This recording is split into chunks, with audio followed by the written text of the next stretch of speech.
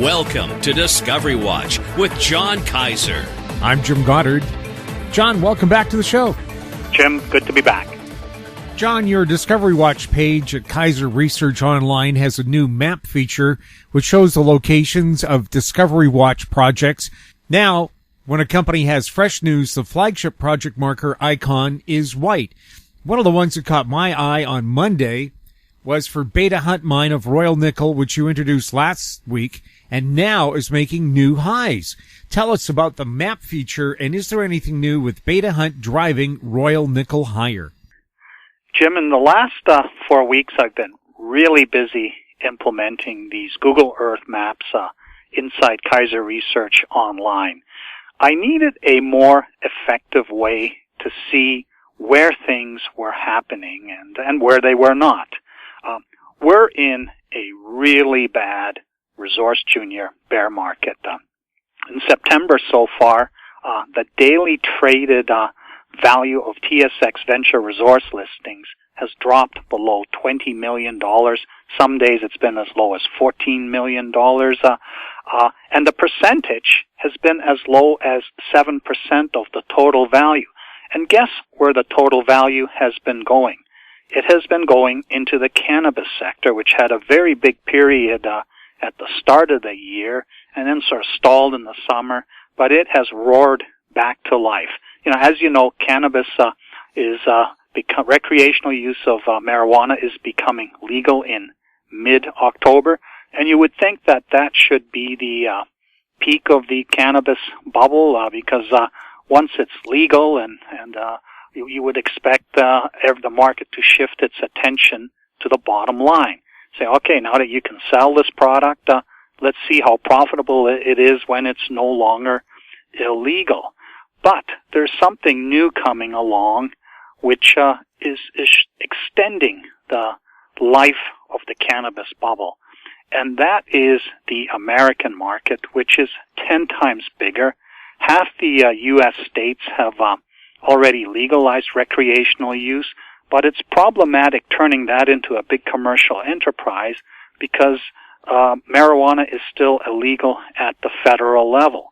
So the story that's happening now is that the Canadian cannabis companies are going to end up being the launch pad by which the American system gets developed once it becomes legal at the federal level. So we've seen Constellation Brands, which makes some Mexican beers, acquire a big part of that Canopy company. Coca-Cola is now looking at adding marijuana-based beverages to its product line. They can develop these things through the Canadian companies in-company, basically prepare for the move into the United States when that becomes legally acceptable. Now, when can that actually happen? Well, right now with a Republican administration, it's not going to happen until maybe 2020, after 2020. And in either case, the trouble for the junior resource sector is that the cannabis sector is soaking up the risk capital. You can't quantify the upside limit. The corporate money's coming into the top. The bigger companies are acquiring the smaller companies. The liquidity being created is cascading down the risk chain. Smaller companies are attracting dollars, and the poor resource juniors are left on the sidelines. It doesn't help that the backdrop is fairly negative for the resource producers in general. Metal prices have retreated a fair bit since June in anticipation of a global economic downturn linked to a trade war going all out. And the gold price, it's hovering around $1,200. There's anxiety that at some point there'll be a big market correction, which may trigger some sort of financial crisis, in which case, of course, gold will get dumped as everybody rushes for liquidity. So there's no rush to buy gold ahead of, negative expectations about the general market and the economy. Now, the resource juniors have been in this spot before. In 1999, we had the same thing happening. The dot-com bubble was engulfing the juniors. They were changing their business into something related with the internet. You could never quantify what the limit was, because in this thing it can be a winner-take-all type of scenario where a company could become extremely valuable. With a resource play, you always know what the value limit is. It's going to be a function of the tonnage and grade and profitability and the price of the metal of the deposit. And even when the bubble collapsed in 2000, the juniors were stuck in a limbo doing nothing until 2003, when the China super cycle kicked in.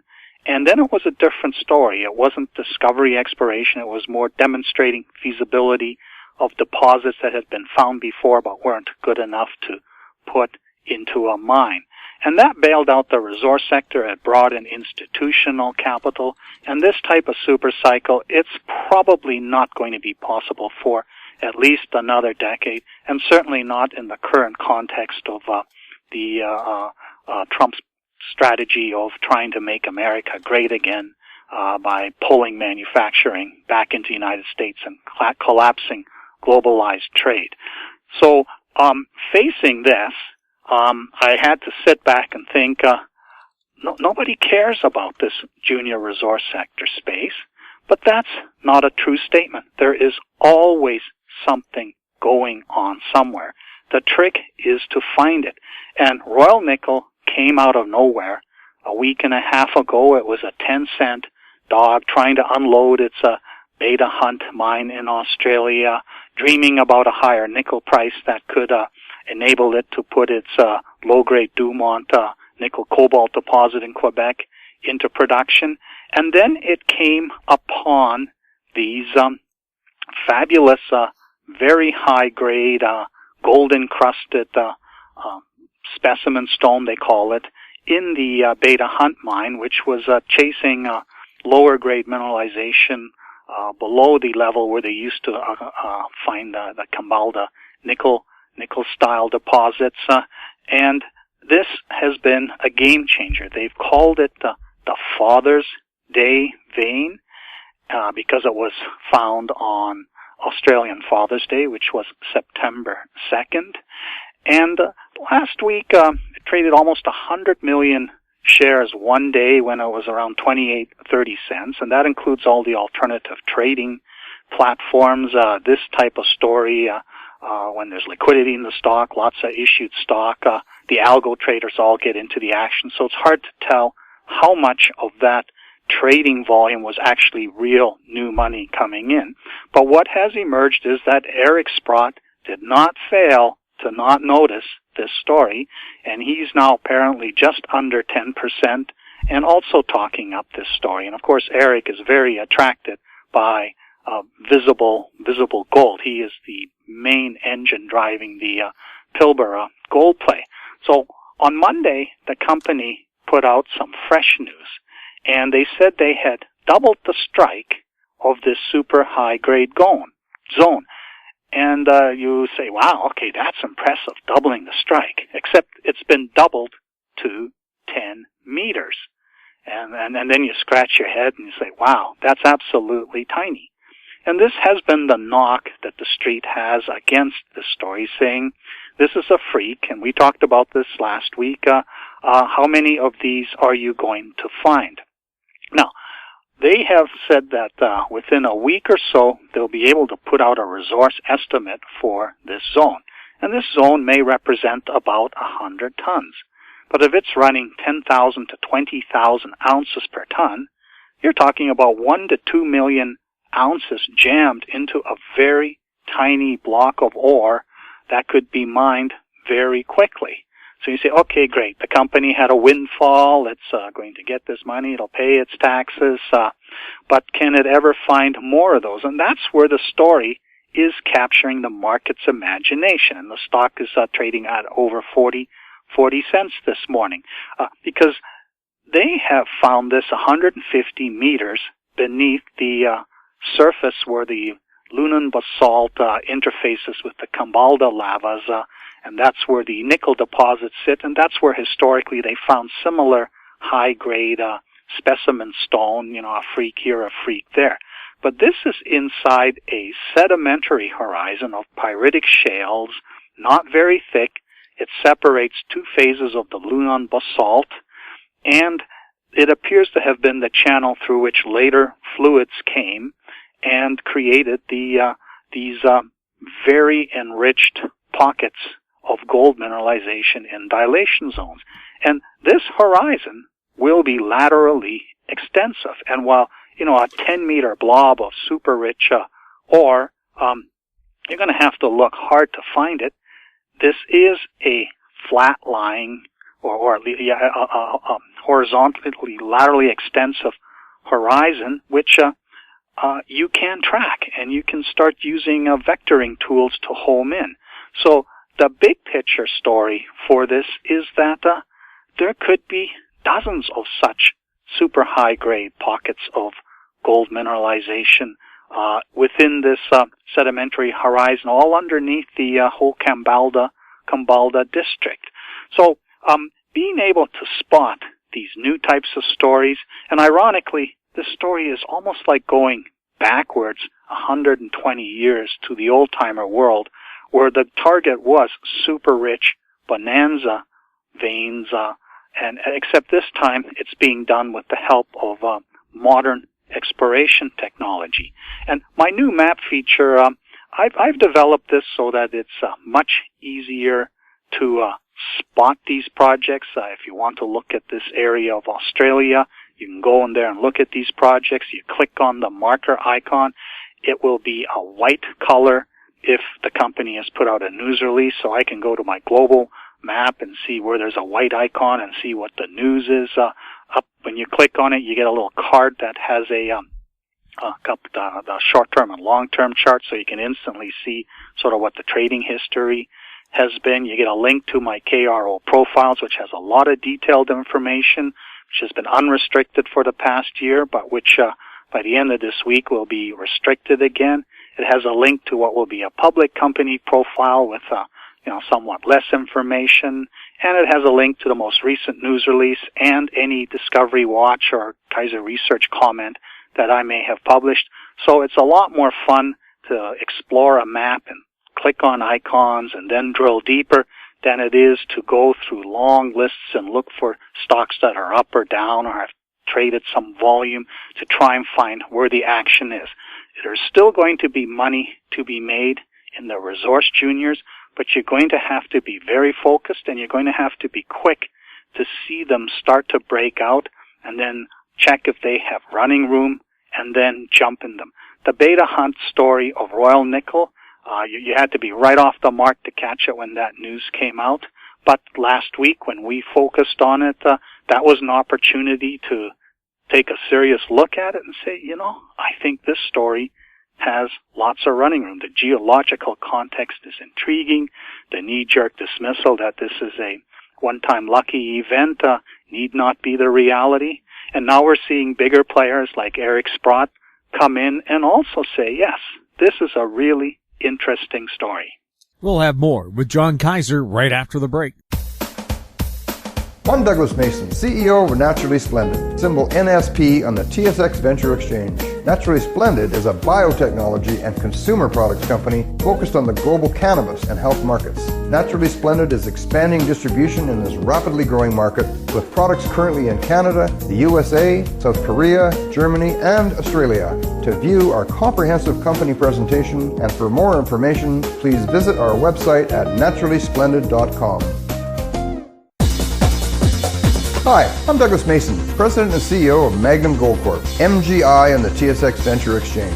A 2015 drill program on the LH property intersected several high-grade gold intersections, including 11 meters of 20.66 grams per ton gold. Additional drill targets on the LH property have been identified by a 2018 drone airborne magnetic survey to further evaluate a pyrrhotite-enriched gold-bearing system. Please visit our website at magnumgoldcorp.com.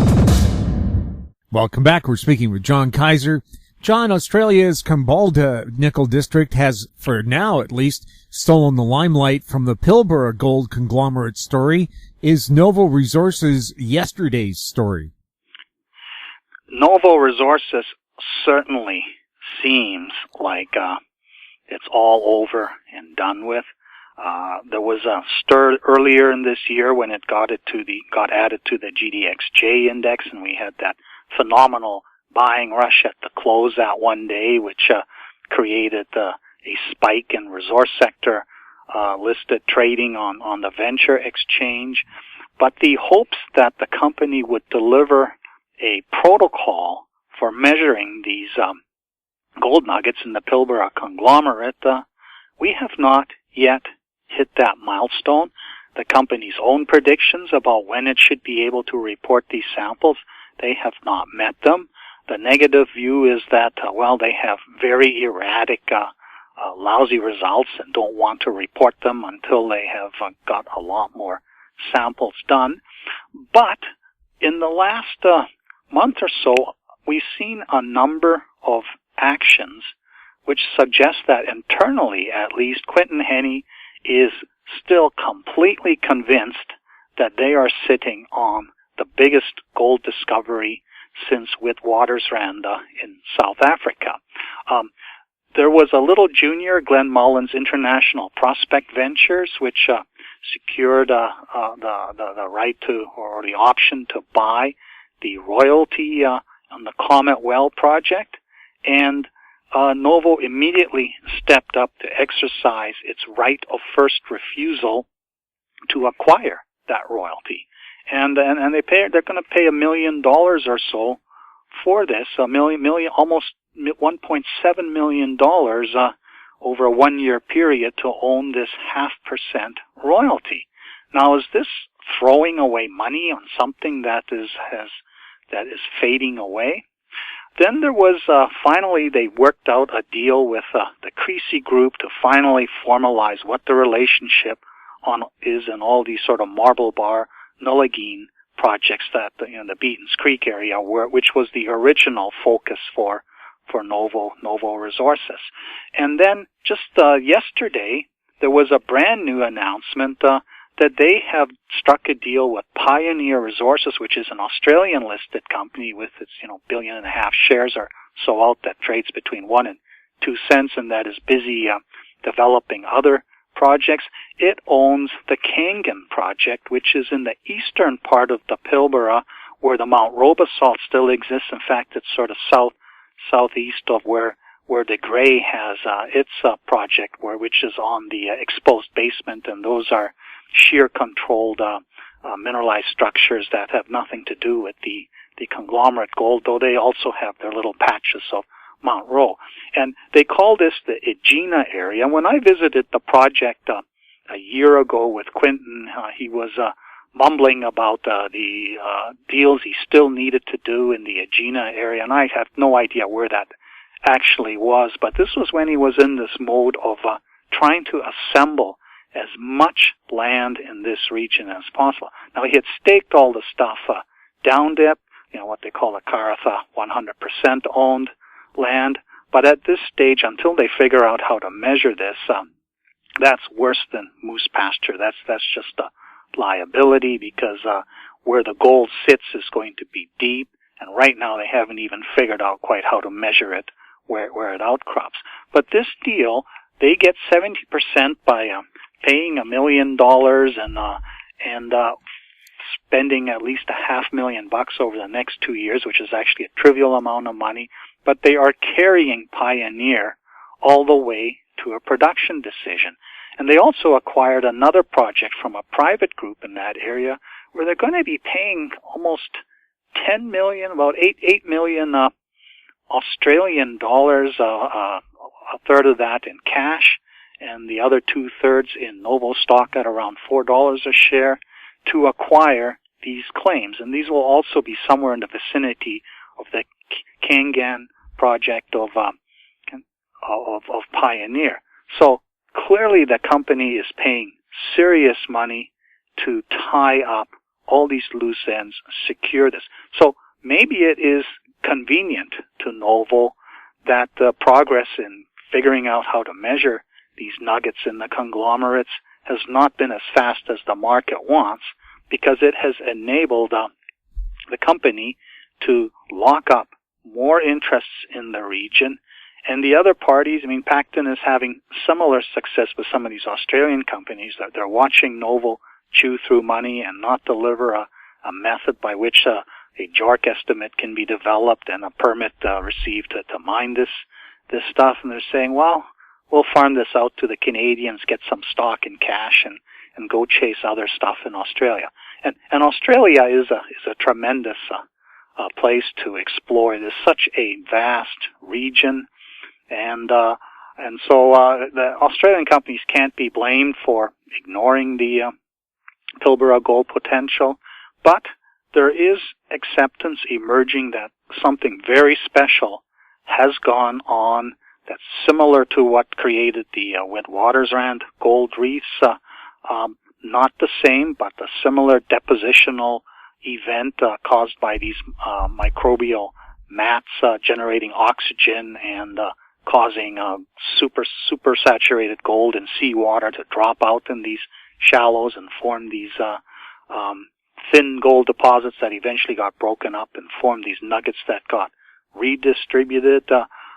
There are probably billions of ounces in the Pilbara, and Novo is still pursuing its goal of locking up as much of this potential. They are focused now on where the Mount Roe basalt sticks out, where it's accessible, where you can actually use bulk excavation equipment to get samples and process them. So I don't think it's yesterday's story. It's a bit of a hiatus, but it may yet come alive. Not sure when. Maybe if we're lucky by the end of this year. But, we might have to wait till early next year because by December we get the horrible hot summer down there in the northern part of the Pilbara, where you really don't want to do any work, along with the big typhoons that come in and create flash floods that also make it a hazardous area. We'll have John Kaiser's final thoughts coming up next, right after this. MGX Minerals is revolutionizing the new energy economy with patented lithium extraction technology, replacing traditional solar evaporation using low-cost, low-energy nanofiltration. The first system of this paradigm shift technology is currently being commissioned. MGX Minerals trades on the CSE, symbol XMG, the OTCQB, symbol MGXMF, and Frankfurt, symbol 1MG. For more information, visit our website, mgxminerals.com.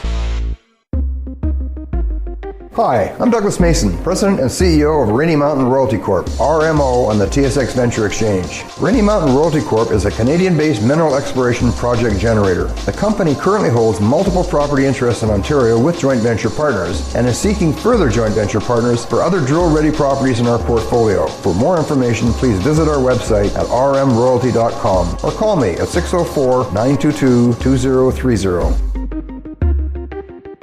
Welcome back. We're speaking with John Kaiser. John, on Friday, Peregrine Diamonds was delisted from the TSX after De Beers paid out $113 million at 24 cents a share to acquire the company. Are you disappointed no other bidders such as Lucara showed up to pay a higher price? I am certainly disappointed that we did not get a higher price, but I guess this is the reality of the market right now. Diamonds have been in the dumpster for some time now. This project requires a sizable investment. The Friedlands didn't really want to put in more of their own money, and they were probably getting resistance from shareholders about putting in more money through rights offerings. And other parties probably felt that this field of kimberlites, the payload was just too small. It wasn't worth pursuing. And Lucara, well, it would have had a tough time competing. It could have come under attack from its institutional shareholder base and be sold down. So making a paper bid could have ended up in the stock being lower and the value of what it was offering not being comparable to the cash that De Beers paid. So $113 million injected into the system. About half of that goes into the pockets of the Friedlands, but the other $50 million or $60 million is out there waiting to be deployed. We've seen a number of takeover bids in the resource sector. And what we're not seeing is recycling of the capital. I am going to look at taking my proceeds from the shares that I held until they were acquired by De Beers, and possibly buying some companies such as Scandium International Mining Corp, which is, I suspect, getting ever closer to finally announcing a solid offtake agreement for its aluminum scandium alloy. But the good thing about Peregrine Diamonds being now out of sight is that it also gets out of mind. It was an excellent project. De Beers, I think, got a steal acquiring this project. It will probably become much better down the road. De Beers apparently seems to think so itself, that it got a bargain. But now we can turn our attention back to other diamond plays. There's one that's in the background that's going to come public within the next half year or so. It is controlled by Altius Minerals. It's the Lynx project in the middle of Manitoba. And here, this is something different. This is not your classic kimberlite. They found these bodies of mafic material. It looks like lamproite, but isn't quite lamproite. It's 2.8 to 3 billion years old. They seem to be lamproitic type bodies tilted on their side. There's several of them. The tonnage volumes are huge. The little microdiamond testing they've done have indicated pretty good curves.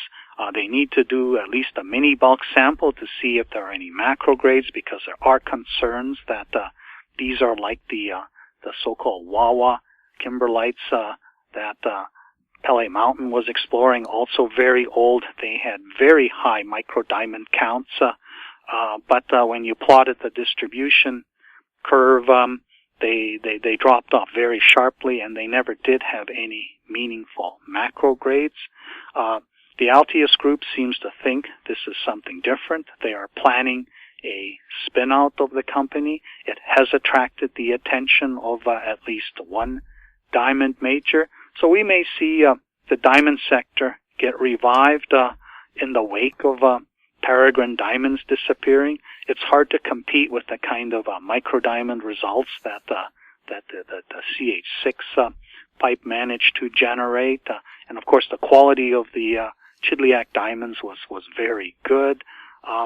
But the valuation by the market, it cast kind of a pall on the whole diamond sector, because everybody asked himself, well, if that's all you get as a reward for delivering that, what is the point of even being in this space? Now, nothing changes that fact, but people will forget, and they'll eventually ascribe this that Peregrine just got unlucky with its timing, being stuck in the middle of this bear market that essentially started in 2011, and that is going to continue for some time because risk capital is being sucked up by new bubbles such as the cannabis boom that's underway now. One last word. Some people have been scratching their heads about why is De Beers getting into making synthetic diamonds. Part of the pall hanging over the diamond sector in the past couple of years has been the emergence of production of gem quality diamonds through vapor deposition and other pressure-based methods. And the concern has been, well, if they poach upon the diamond market, it will destroy the diamond market, because you can only find so many kimberlites and produce so many natural diamonds, but you can produce an infinite number of crystallized pieces of carbon through technology. And De Beers has entered this space because it wants to differentiate synthetic diamonds from natural diamonds. It will clearly characterize them. From a distance, they all look the same. But when you know that your natural diamond was formed a couple billion years ago, managed to survive until it got grabbed by an emerging magma, somehow survived the trip to the surface and didn't get resorbed back into graphite, and then sat there hidden until somebody found it with a lot of expense and put it into production. A natural diamond is far more interesting than a crystallized piece of carbon that somebody has produced. And De Beers will sell these things at cost. So that takes away the profit margin from all the others, hoping to put synthetic stones into the natural diamond market and effectively destroy it. So it is a brilliant move by De Beers, and a desire as a result of the Kimberley process to know where exactly the diamond did come from. That helps explain you're not going to be able to get away with peddling a synthetic stone as a non-synthetic stone. So that crisis seems to be on the way out.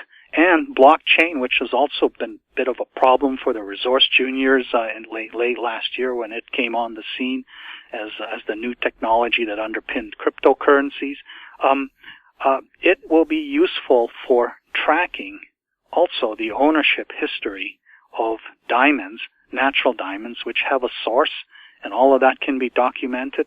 And diamonds can also be fingerprinted with lasers so that you have a exact way of identifying each stone. So blockchain technology could also end up supporting the natural diamond market as a collectible that holds its value over time. John, thanks a lot for the update. You're welcome, Jim. We've been speaking with John Kaiser, his website, kaiserresearch.com. I'm Jim Godwin. Comments made on Discovery Watch are an expression of opinion only and should not be construed in any manner whatsoever as recommendations to buy or sell any financial instrument at any time. Archived online at HowStreet.com. Discovery Watch is a production of How Street Media Incorporated.